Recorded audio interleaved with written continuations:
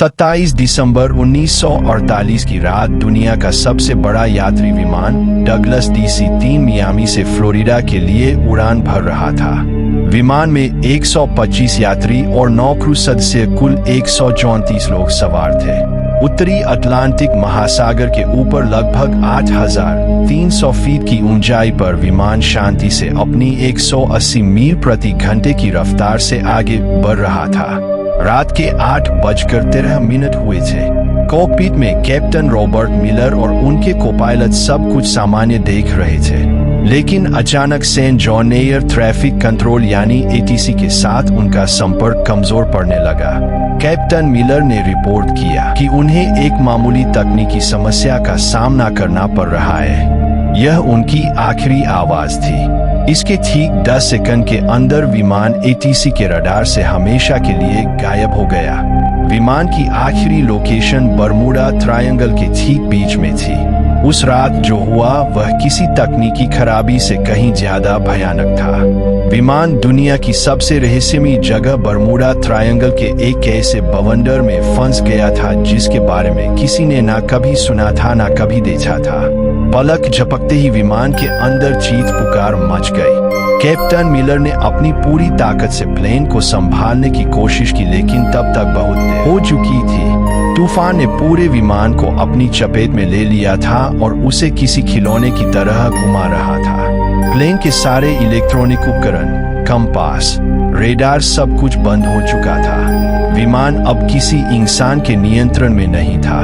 वह सिर्फ तूफान की रफ्तार से अंधाधुंध उड़े जा रहा था। लगभग आधा घंटा उस जानलेवा बवंडर में झूलने के बाद जब विमान तूफान से बाहर निकला तो चारों तरफ सिर्फ अंधीन समंदर था। प्लेन के इंजन अभी भी काम नहीं कर रहे थे और वह धीरे धीरे नीचे की ओर गिर रहा था। तभी कोपायलट की नजर सामने एक द्वीप पर पड़ी। वह एक अनजान अनछुआ द्वीप था। सबको पता था कि उनकी मौत बस कुछ ही पलों की दूरी पर है। विमान उस द्वीप पर मौजूद एक विशालकाय पुराने पेड़ से जा टकराया। पेड़ की सैकड़ों मोटी डालियों ने विमान को किसी जाल की तरह अपने अंदर फंसा लिया और यही वो चमत्कार था जिसने 134 लोगों की जान बचा ली। विमान के पेड़ में फंस जाने से यात्रियों की जान तो बच गई, लेकिन यह एक दर्दनाक शुरुआत थी। विमान के अंदर से कराने और रोने की आवाजें आ रही थी। कैप्टन रॉबर्ट मिलर, जिनका सिर एक पैनल से टकरा गया था, होश में आते ही हरकत में आ गए।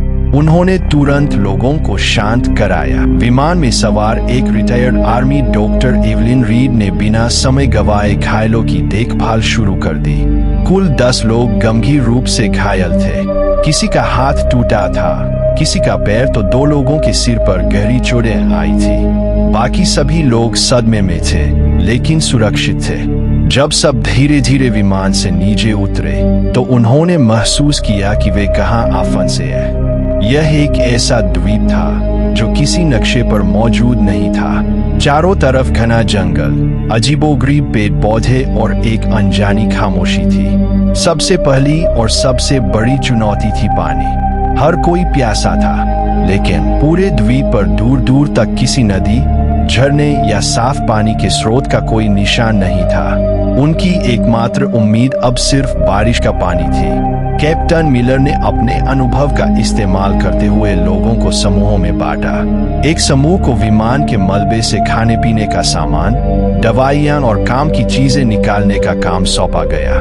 दूसरा समूह कैप्टन के साथ मिलकर रात गुजारने के लिए एक अस्थायी आश्रय बनाने में जुट गया।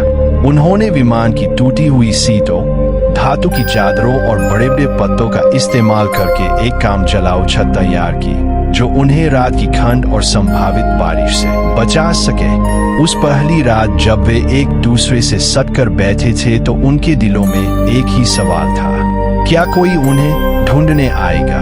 क्या वे कभी इस अनजान जगह से बाहर निकल पाएंगे? दूसरे दिन की सुबह एक नई चुनौती लेकर आई, भोजन की कमी और आग जलाने की तकनीक। विमान से जो थोड़ा बहुत खाना मिला था वह ज्यादा दिन नहीं चलने वाला था। उन्हें द्वीप पर ही भोजन खोजना था, लेकिन कौन सा फल जहरीला है और कौन सा खाने लायक, यह जानने का कोई तरीका नहीं था। इसी कोशिश में एक अधेड़ उम्र के व्यक्ति ने एक अनजान फल खा लिया और कुछ ही घंटों में उसकी तड़प कर मौत हो गई। यह द्वीप पर हुई पहली मौत थी जिसने सबको अंदर तक हिलाकर रख दिया।